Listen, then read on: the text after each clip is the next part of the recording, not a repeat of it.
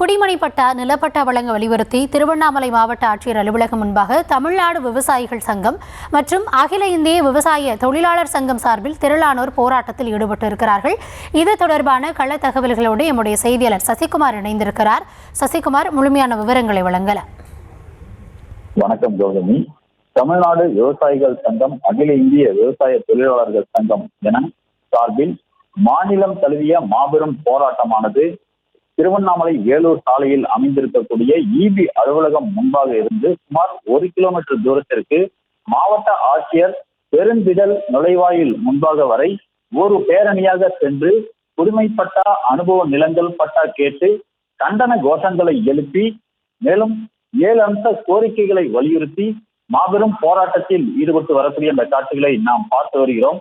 மேலும் அரசின் பல்வேறு வகையான புறம்போக்கு நிலங்களில் குடியிருப்பவர்களுக்கு வகை மாற்றம் செய்த பட்டா வழங்க வீடு இல்லாத அனைவருக்கும் சொந்த வீடு திட்டத்தை அறிவித்து மாநில அரசு செய்திட வேண்டும் வலியுறுத்தியும் பல்வேறு கோஷங்களை எழுப்பி ஆர்ப்பாட்டத்தில் ஈடுபட்டு வருகின்றனர்.